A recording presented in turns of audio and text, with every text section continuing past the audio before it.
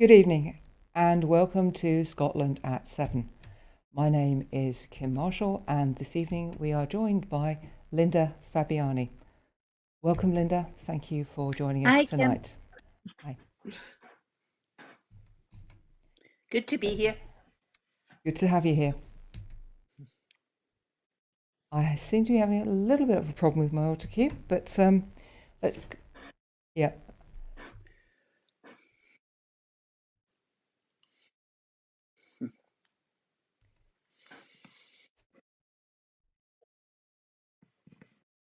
No, it's not moving.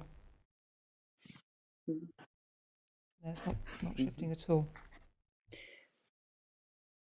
I'm gonna have some.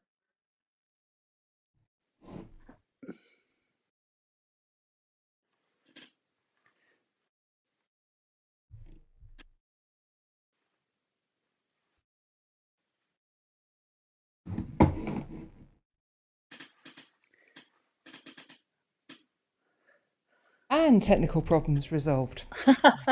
There's always technical problems. There's always technical problems. It's the goodness. wonders of a new system. So Well, we're going to start with. it's usually me that causes the technical problems at my end, so I'm quite relieved that it's your end this time.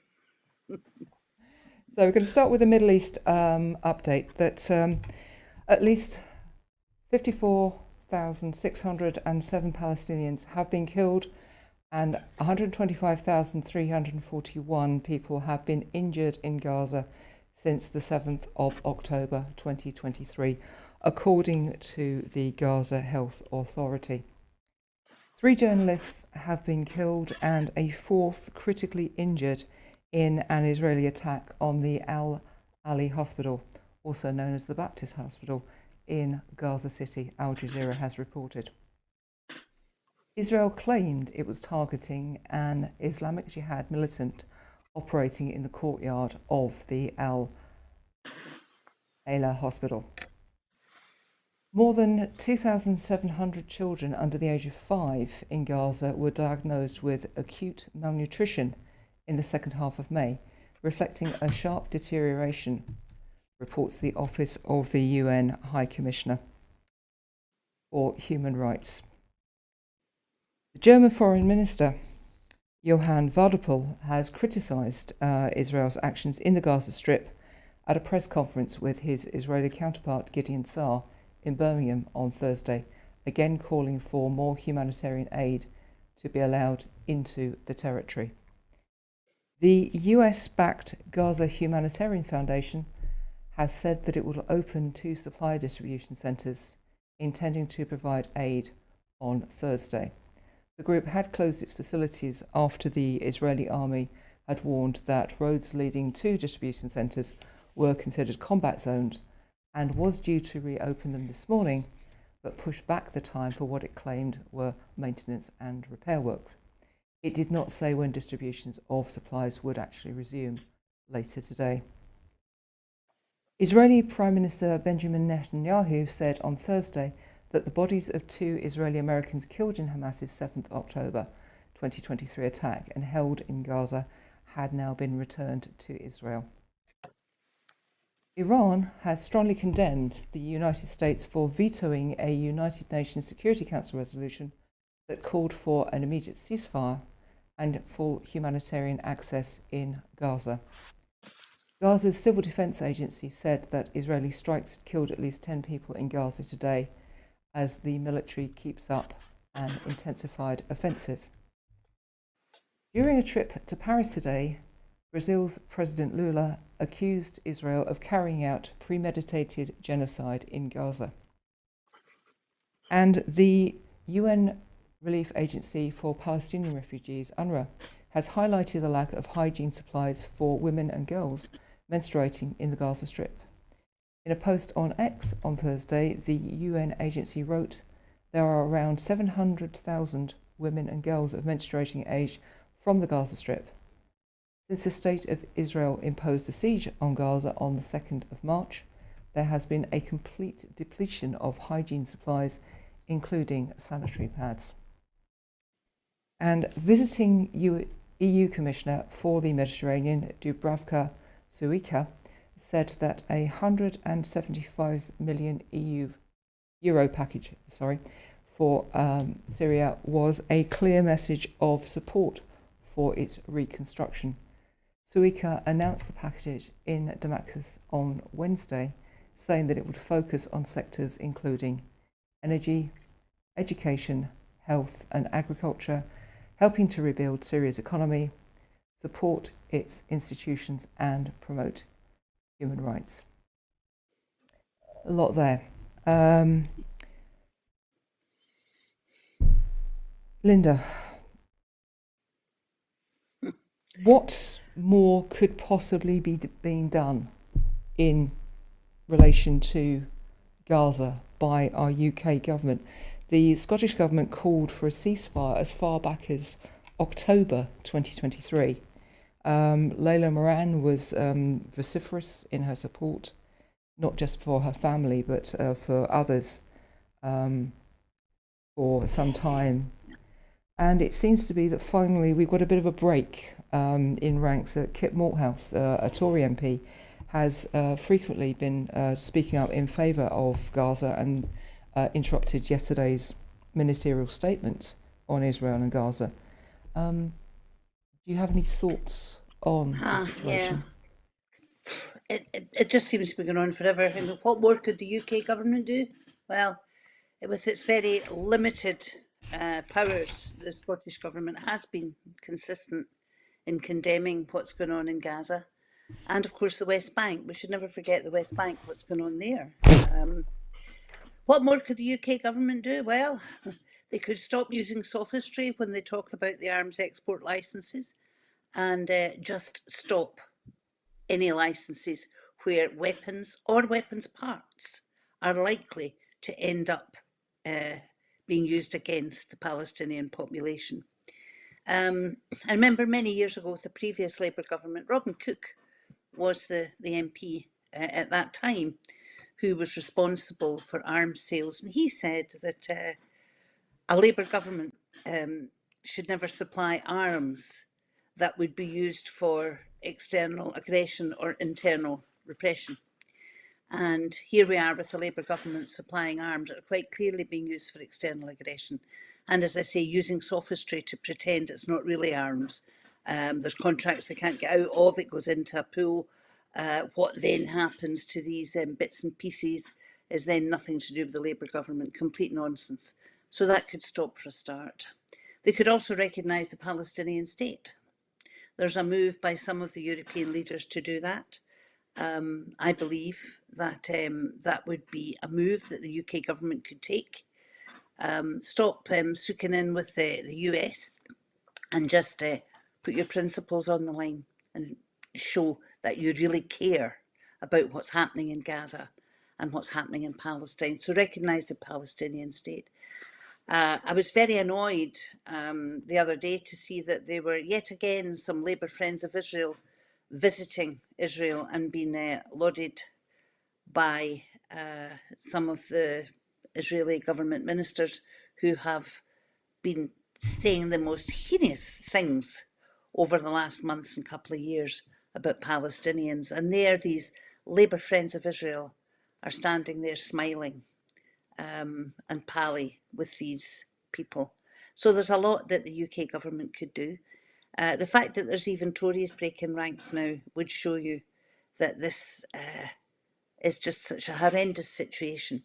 And surely anyone with any kind of conscience at all listening to what's happening in Gaza, hearing how the Israeli expansion is carrying on in the West Bank, and just the fact that there are children likely to starve to death, and that disease is going to be rife because of the supplies that are not getting through. That doesn't even bring me on to the accusations of Gazans being killed when, with hunger, they are trying to get food for their families. Yeah. So not enough is being done, and the UK government could do an awful lot more. Okay, thank you for that, Christina. So moving to another war zone that we have is our Ukrainian update. It is day 1001 198. And President Zelensky urged allies on Wednesday not to show weakness to Vladimir Putin after the Russian leader threatened retaliation against recent Ukrainian strikes. If the world reacts weakly to Putin's threats, he sees that as a weakness to turn a blind eye to his actions, Ukraine's president said. When he feels neither strength nor pressure but weakness, he commits yet more crimes. Russian drone strikes have killed 5 people and wounded 6 others in the northern Ukrainian city of Pryluki, a Ukrainian official said on Thursday morning. Russian drones struck apartment buildings in Ukraine's second largest city, Kharkiv, triggering fires and injuring 17 people, including 2 children, said Oleg Sinyahubov, the regional governor. Ukrainian drone strikes have hit the power grid in Russian-held parts of Zaporizhzhia and Kherson, Russian-installed officials said earlier today. And Russian drones have struck apartment buildings in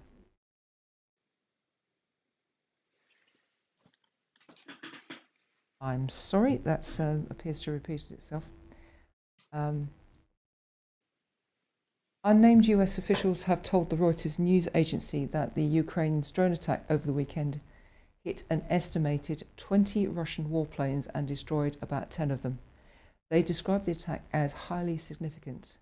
Ukraine's SBU spy agency said it caused about $7 billion worth of damage, and 34% of the strategic cruise missile carriers at Russia's main airfields were hit. More satellite photos analysed by the Associated Press on Wednesday showed 7 destroyed bombers on the tarmac at Belaya Airport in eastern Siberia, one of the targets for the Ukrainian drones. The photos provided by Planet Labs PBC showed aircraft wreckage and scorched areas at the major long-range bomber base. In the images, at least 3 Tu-95 bombers and 4 Tu-22Ms appeared to be destroyed, the Associated Press assessed. On Wednesday, Russian forces advanced further into Ukraine's northern region of Sumy, according to Russian officials. German Defence Minister Boris Pistorius said Germany would kick off a new initiative to find more air defences for Ukraine. He added they were lobbying the US and other countries for more donations of Patriot and similar other air defence systems. Ukraine's allies said they were willing to pay for defence manufacturing by Ukrainian companies in allied countries, Kyiv's Defence Minister Rustem Umerov said on Wednesday. 6 men are on trial over an arson attack which prosecutors say was carried out on behalf of Russia's Wagner mercenary group against a business in London that shipped goods to Ukraine. The European Commission has said that 4 million Ukrainians living in the EU should have their rights to stay until March 2027. Ukraine has discussed with the United States how to make a minerals fund operational by the end of the year.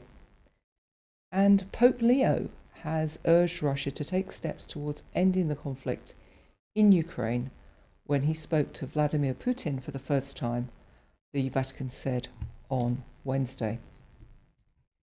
Now that, I think, is a really interesting route for the discussion to be taking. I mean, we've seen so far that there have been meetings between the Ukrainians and the Russians, which don't seem to be actually achieving anything, despite what Donald Trump has said that I'll solve this on day one. We now have another American ready and willing to intervene. Do you have any comments on that, Linda? Yeah, I was interested to hear that Pope Leo not only has been saying these things to Putin, but is announcing that he has in fact said them. And I think that's quite important.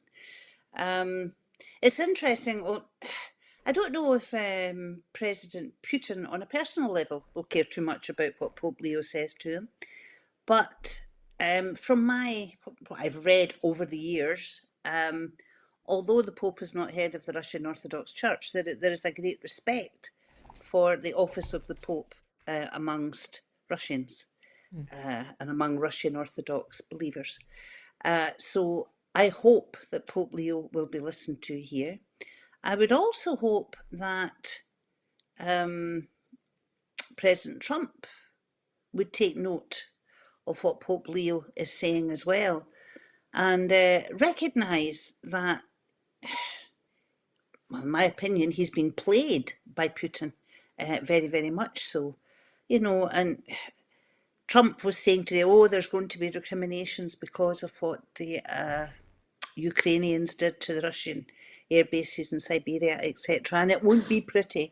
And he just seems to accept that that's an okay way forward.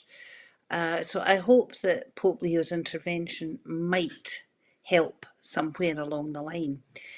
It's really difficult because the Russian people, I would imagine, have no idea what the reality of all this is that's going on because they're fed so much propaganda. And we should never ever forget, although Trump seems to forget sometimes, that this isn't a war between Russia and Ukraine that just came out of nowhere. This is a war as a result of Russia invading a sovereign nation. Yeah. Having invaded part of it some years ago and occupied, and then invading further with a view to Ukraine again becoming part of Russia in the sort of expansionist mind of President Putin. So I would like to think that Pope Leo will get even more vocal in what he says to try and get the reality of this situation out there and a recognition of it by those who seem a bit blind to these realities. Okay, right. Thank you for that, Linda. And we're going to turn now to domestic politics. We are constrained by what we can say because today voters in Hamilton, Larkhill and Stonehouse are casting their ballots to elect a new MSP following the death of the SNP's Christina McKelvey in March this year. Polling stations opened at 7 a.m. and will close at 10 p.m. with the results expected early on a Friday morning. This is the first by-election for the Scottish Parliament since 2019, and it comes at a time when the parties are looking to gain momentum ahead of the next Holyrood election in May 2026. Christina had represented the constituency since it was established in 2011 and served in a number of ministerial roles, most recently as the Minister for Drugs and Alcohol Policy. She passed away aged 57 after being diagnosed with secondary breast cancer. The vote in this particular occasion will be decided using first past the post, where the candidate with the most votes are elected, and the new MSP will serve the remainder of the term until the next parliamentary elections at Holyrood in May 2026. Just one note, in case anybody is not aware, that because this is a Holyrood election, that voters do not need to present photo ID to vote in this election, and if there is anybody out there who still has a postal ballot, South Lancashire Council wants to remind postal voters completed ballots must be received by 10 p.m, and if you haven't posted them, you can still hand them into a polling station. Now, obviously, as I said, we have to be careful about what we say here, but I'm going to throw you a little bit of curveball on this one, because one of Christina's roles, which she carried out with great aplomb, was as Minister for Drugs and Alcohol Policy, and we certainly have had a lot of discussion over the use of consumption rooms in Glasgow, and there was a certain amount of resistance from the UK government. It was Stephen Flynn actually had an exchange with shouldn't have tried to be clever here because the name's gone. Dame Diana, who had been a passionate advocate of consumption rooms, but suddenly now that she's a minister, it seems to have done a bit of a 180. And maybe we can just talk about that a little bit, Linda. Yeah, I did read something about that. Diana Johnson, that's her name. Is that her name? I wouldn't Yeah. have remembered that at all. Yeah. Yeah, I have to admit that I just flipped over it this morning because I wasn't that surprised. You know, it's that sort of thing um, that if the SNP are, or the Scottish Government are seen to have done something that looks like it's going to be successful, it has to be done down by the UK Government. So there may be a bit of that going on there. I mean, I think it's too soon to tell yet. To be completely honest, about the potential success of this initiative. Though, from what I've heard, it would appear to be going rather well, and the experts with much more knowledge than I have are pleased with the progress. Christina was a big advocate for this because she cared so much about people, and it was about harm reduction as far as she was concerned. There was a frustration from Christina and from her predecessors too, Angela Constance for one, about the arguments with the UK government and how long it was taking to get this facility actually up and running. I have to say Glasgow City Council have been excellent from what I can see in their support of this, and we just have to wait and see what the outcome is. There are a lot of folk in Westminster across the parties who are in support, although they may not always say, who are in support of the clean consumption rooms. So once it's at the appropriate time to properly measure the outcomes of this project, it will be interesting to see the potential of it being taken up, not just in other parts of Scotland, but across the UK in the other nations. So it's an interesting one. And Christina was constantly monitoring it because she cared so much about it. And,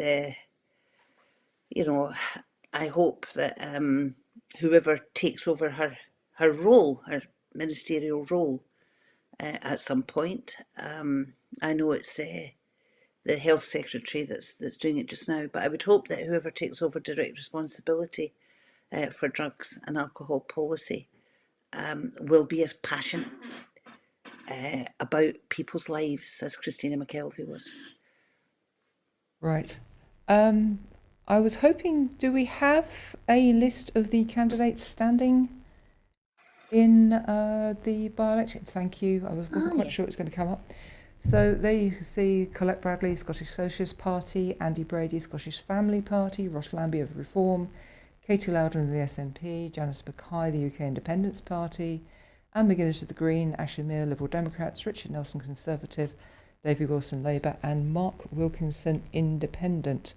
We hope that this result will come in overnight and hopefully a good deal quicker than Dumfries and Galloway Council managed back in the general election last summer. So, moving on. Turning out to transport.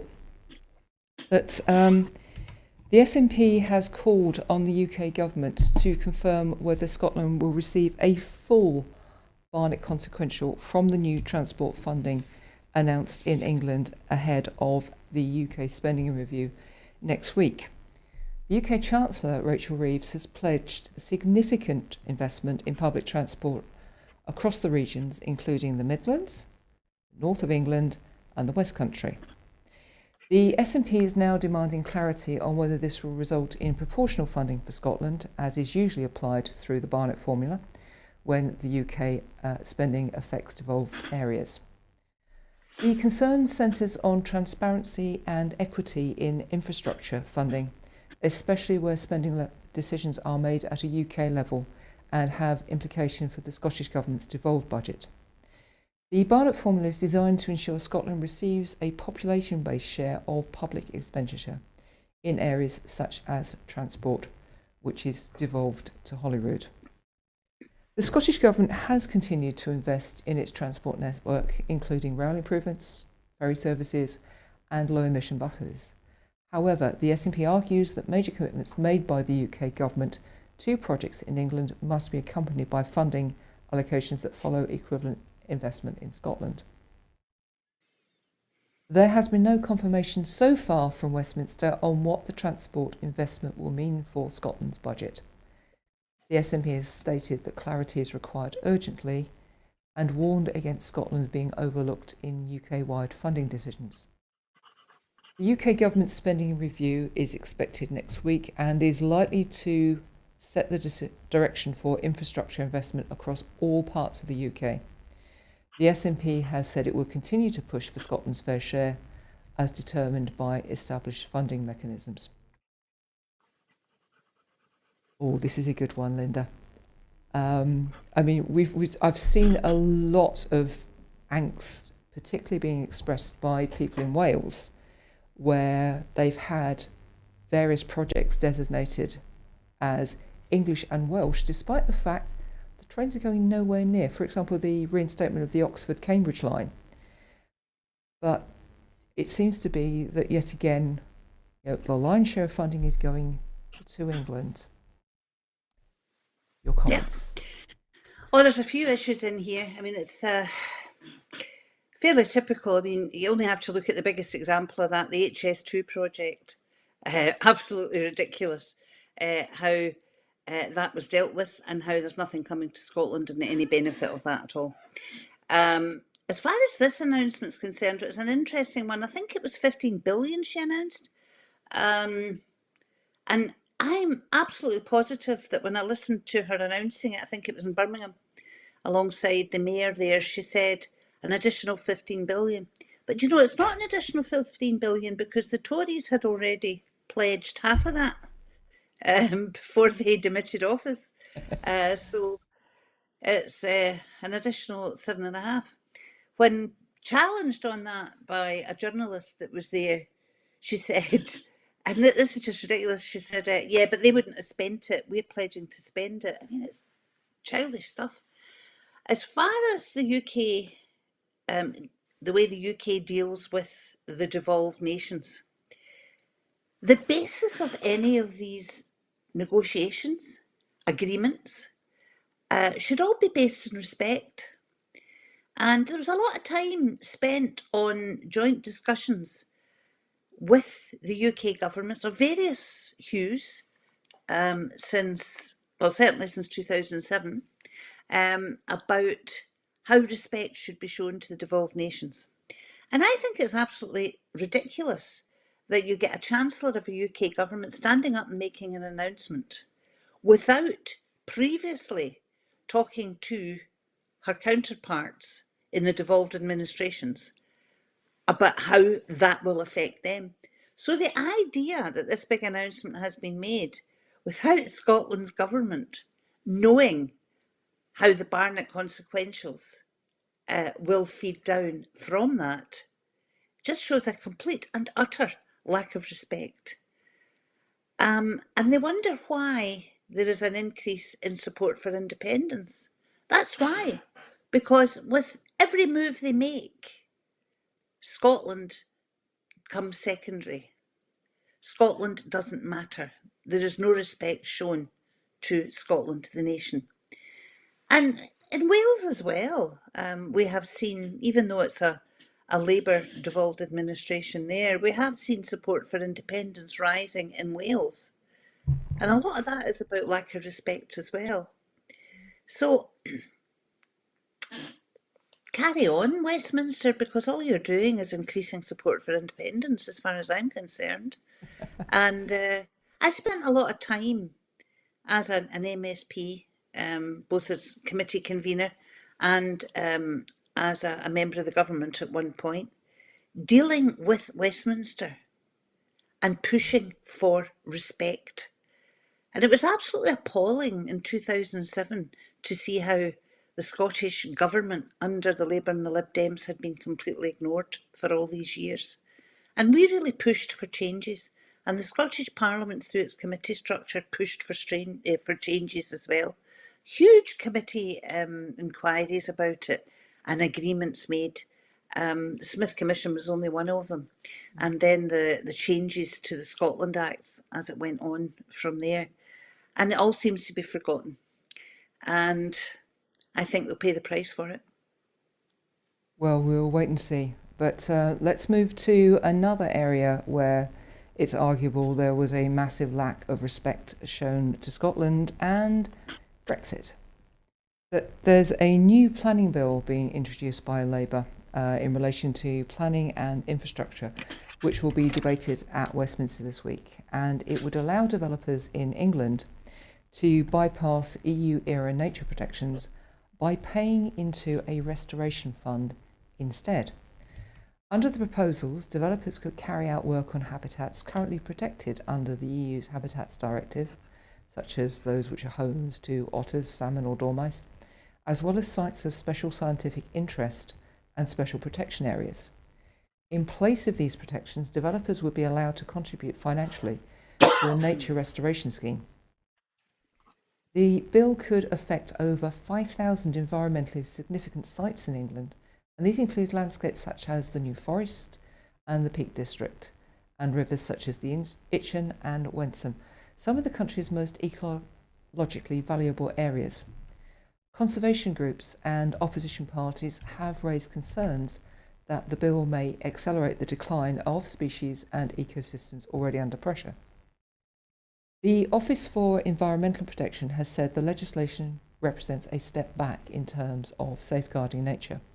The bill has also drawn criticism from within Labour's own ranks, with some MPs warning that using post-Brexit powers to reduce environmental safeguards is not what the public expected. Other political parties, including the Liberal Democrats and the Greens, have pledged to introduce amendments aimed at protecting habitats such as chalk streams, wildflower meadows and ancient woodlands. They argue the bill weakens decades-old protections without ensuring the promised restoration work will happen or deliver comparable benefits. While the legislation applies to England, environmental law is devolved in Scotland. The Scottish Government maintains its own framework of nature protections, and the current proposals do not alter regulations north of the border. So, should we have more protection, for our It's an wildlife? interesting one. I mean, I have to say, the first thing I would look at is this restoration fund, because by any other name, it's a planning condition. If you get planning very, very quickly, one of the conditions of it is that you'll pay into this restoration fund, and there will be restoration, blah, blah, blah, whatever. Planning conditions are notoriously not met. Now, that's not just in England, that happens in Scotland as well. We discussed on the programme last week, actually, in terms of the planning conditions that have been put on for Flamingo Land by the reporter. Will they ever come to pass? Quite often they don't. So I can understand the concern of those in England who are really worried about these sweeping changes to the planning laws and the potential effects in nature. One thing the EU was excellent at through the directives was environmental work and protecting the environment. And Scotland always transposed the EU directives in that regard. And as you said, Kim, have kept that up. So that's good. And restoration can work. We've had great success in Scotland with the restoration of some of the coalfields, the old coalfields. Mm-hmm. And I think one of the best examples is the peatlands. And the Flow Country, for example, has had worldwide recognition for the work that's been done there. And even locally, in an urban environment near East Kilbride, we have Langlands Moss, which is a wonderful restoration of peatland. So it can work, but it has to be firmly in place that any conditions will be imposed. And that would seem to be what the environmental agencies and people are worried about in England, that these conditions will not be imposed. Now, something I'm quite worried about, yes, we have strong directives that we use in Scotland, but the reality is that the UK government can override anything at any time in Scotland. Yeah. That's one of the things they put in place post-Brexit, was new legislation which basically allows them to override Scotland on absolutely anything. Let's hope they just keep concentrating on what they see as the major vote these days, which is England.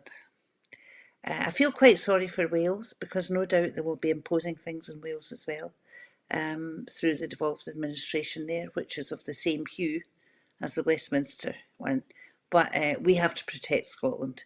We have a very special environment in Scotland, and we are improving that environment, have been over the years. That's not to say there's some bad decisions taken, of course there are. But yeah, we've got to be very, very firm in this and very vocal on it. Right. And let's move on to another example of where the UK government is purporting to act on behalf of everyone, where the peers in the House of Lords have voted to amend the UK government's data bill, and they have demanded stronger copyright protection for artists against artificial intelligence firms that use their work without permission. Now, the amendment was led by the Crossbench peer and filmmaker Biban Kidron, and it would require AI developers to disclose what materials they use to train their models, and it challenges government proposals that would allow AI companies to use copyright content unless the creator explicitly opts out. The Lords voted 221 to 116 in favour of the amendment on Wednesday night. The data bill has become a key battleground over copyright and AI. The UK government argues that the legislation will modernise data laws and deliver economic and safety benefits, including strengthened powers to preserve social media data following the death of a child. And ministers estimate the reforms could boost the economy by £10 billion. However, the bill has faced repeated defeats in the Lords over concerns that it weakens existing protections for creators. Opponents say the current approach could lead to widespread unauthorised use of copyrighted work. The Lords' amendment aims to ensure AI developers are held accountable for the material they use. The government had offered concessions ahead of the vote, including publishing updated reports on AI and copyright within 9 months. But critics, including members of the creative sector, argued that this did not go far enough. If the Commons refuses to accept the Lords' amendment or fails to propose an alternative, the bill may fall under the Double Insistence Convention. This is rare but has occurred in the past, most recently with the Parliamentary Election Bill in the late 1990s. Copyright and data regulation are reserved matters, meaning that decisions made at Westminster apply across the UK, including Scotland. The Scottish creative sector is watching developments closely, as the outcome could set a precedent for how AI and intellectual property are managed in the future. I don't know where to start with this one, because I'm an academic lawyer by trade, and I know a lot of people who work in copyright law, and certainly one of the things which seems to be absolutely beyond the pale is this idea that they're expecting people to just hand over their work that they've put their time, their effort, their livelihood into, and just give it to people like Meta. I mean, Nick Clegg has been quite prominent in saying, yeah, of course you should give us your work, and well, I'll let you carry on, because I'll try not to be too outraged. I'm with you on that, Kim. I mean, Nick Clegg, if ever there was a glaring example of a self-serving politician, his career would show that exactly. I'm appalled by the idea, as you say, that it seems to be acceptable to the UK government that what people have worked for years and years, and is part of their identity, is part of them, can just be lifted to service billionaires and making more billions, because that's the bottom line. So I totally am on the side of the creatives on this. And, creatives have just suffered so much over the last few years. The effects that Brexit has had on the creative industry, right across the board, travelling musicians, for example, even national companies and writers, everyone has suffered through Brexit and the strictures that that's brought on them. And here now, they're getting hammered with the potential of their work just being stolen. And the idea that it can happen unless people deliberately opt out. I mean, where's the rationale behind that? How does that happen? Are you able to sign a declaration that says my stuff should never ever be used? Or does it mean that every time you think it's going to be used, you have to watch very carefully and see if it is? What I will say, Kim, and excuse my saying it, with your law background, but there seems to me to be a charter for lawyers here, and that I would imagine that the law specialisms in intellectual property and copyright, there's going to be a lot more recruits and a lot more people working in this. And yet again, the poor creatives are going to end up being the ones that are having to fork out to protect what's theirs in the first place. So I think it's an appalling potential piece of legislation. Um, it's interesting what the Lords are doing with this, but we've been here before with the Lords, and as you say, it goes back to the Commons and it can be changed. I'm not knowledgeable enough about the potential you spoke about that happens once in a blue moon that can be thrown out, and I'm going to go and look into that because I can't remember much about the last time it happened. But I think this one will run and run. It will go on for a long, long time, because I would imagine too that there are many in the Commons who agree with what the Lords are doing. Sometimes they do, yes. Maybe this is one of these cases where we get a bit of Henry V and the first thing we do is kill all the lawyers. But Oh no, I know some rather nice lawyers, Kim. anyway, being a nice lawyer, let's move on to the rate cut by the European Central Bank. The ECB has lowered its main interest rate to 2%, following a drop in Eurozone inflation and growing concerns over weakening growth across key economies in the currency bloc. The move marks the ECB's 8th quarter-point cut in the past year and reflects its response to slow-growing economic movement, particularly in France, Germany and Italy.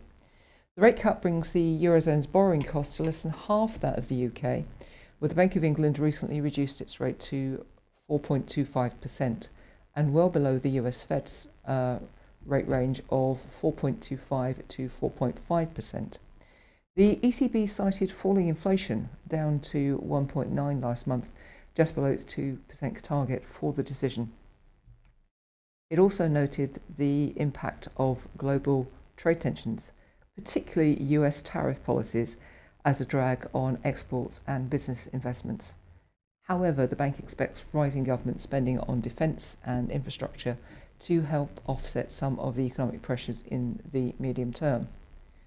The ECB Governing Council supported the rate cut with near unanimity, although its President Christine Lagarde acknowledged uncertainty over whether further reductions would be necessary. While manufacturing showed signs of improvement, recent figures pointed to a slowdown in the services sector, which remains crucial to the Eurozone's domestic economy. Inflation in the Eurozone is projected to ease to 1.6% in 2026, before returning to the 2% target, largely influenced by volatile energy and food prices. Economists have suggested the central bank could act again if trade disputes continue to impact exporters more severely than expected. Lagarde, whose term as president runs until 2027, rejected speculation she might step down early following reports of her involvement in leadership discussions at the World Economic Forum, stating that she remains committed to her current role. It's another one, Linda, in terms of where do we actually start? Because there's a lot of themes in there which seem very familiar to us in the UK in terms of an economy which isn't doing quite as well as it could do, but there's also the issue of uncertainty because of American policy. Exactly. Yeah. Right, bearing in Yeah, mind we've probably only got 2 minutes to talk about this. If you can try and keep it tight and not get yeah. too into tacos. Well, do you know, I don't think we are really going to hear anything from the Bank of England. It'll be interesting to see what the Bank of England's saying, but I suspect they'll be keeping their cards close to their chest until Rachel Reeves' big announcements next week come out in full.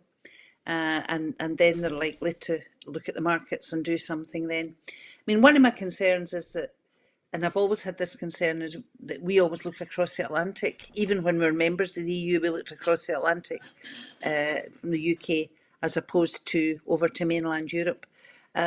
So it will be interesting to see both what the Bank of England does in their role as independent, since Gordon Brown did that, and then to see what the UK government's saying as well. So I think this is a discussion that we'll have to come back to next week. Yeah, okay, I think we'll just leave it there because there is so much that could be said about trade, tariffs, certainty, and Indeed. we could be out of date by the time this programme finishes. We're looking a little bit closer to home, and the Scottish Government's support for small food and drink businesses. And there are 15 food and drink initiatives across Scotland are set to be receiving grants of up to £5,000 following an announcement this week by the Rural Affairs Secretary Mari Goujon through the Regional Food Fund. The funding will support a variety of local projects, including festivals, markets, masterclasses, and aimed at helping small producers grow their businesses and promote regional food and drink. The fund is managed by Scotland Food and Drink and is designed to encourage food tourism and showcase the diversity of Scottish produce. Mary Goujon highlighted the sector's £15 billion contribution to the Scottish economy and its importance as one of the country's largest employers. She said engaging with regional markets is essential to meeting industry growth targets over the next decade and confirmed that the funding would assist communities in celebrating local products and traditions. Projects awarded funding this time round include foraging events and cooking classes at the Isle of Bute Food and Drink Festival, a campaign in Fife promoting turnips as a sustainable crop, and food education activities at Huntley Hurst celebration of regional produce. Each project is expected to help strengthen local food networks and provide platforms for small businesses to thrive. The Regional Food Fund forms part of the Scottish Government's broader commitment to supporting the food and drink industry's growth and sustainability. By investing in grassroots initiative, the government aims to promote collaboration and innovation within communities and highlight the role of food tourism in economic development. Scotland Food and Drink will oversee the rollout of the funded projects and will assess their impact as they progress. The initiatives are set to take place throughout the year, bringing a spotlight to Scotland's rich and varied food culture. Sounds yummy. It does, doesn't it? I think we should sign up for the food trail, Kim. Oh, yeah, absolutely. Yeah, I'm really pleased about that, actually. I think it's a great initiative because it's a huge part of our economy and it's a growing part of our economy. When you look at the growth over the last good few years, because the Scottish Government has really pushed the food and drink industry as part of Scotland's offering, it's a success story, and long may it continue. And even on a very personal level, the old lady that I am, Scotland's food offering has improved hugely over the years in terms of tourism and in terms what can be just purchased, achieved. And I know we're running short of time, so the only other thing I would say is that I'd like to see a lot of emphasis too on Scotland the brand when it comes to food and drink, because that's hugely important too and has to be protected. And again, I would go back to the fact that the UK government can at any time it wants override some of these things. So let's keep pushing it and saying how unique our food and drink industry is in Scotland. Other countries have done it. Other places In fact, the Basque region did wonderful stuff a few years ago about slow food and have become renowned for it. So worldwide, it's a big deal and we should be pushing it. Absolutely. And another big deal, the Edinburgh Film House will reopen in late June, following a major community-led rescue effort after its sudden closure in 2022 due to financial difficulties. The cinema's return comes with plans to screen films in traditional formats, including 70mm versions of recent releases such as Oppenheimer and The Brutalist. Its new executive director, Andrew Simpson, said there was a growing public demand for analogue screenings, which offer a completely different viewing experience compared with digital formats.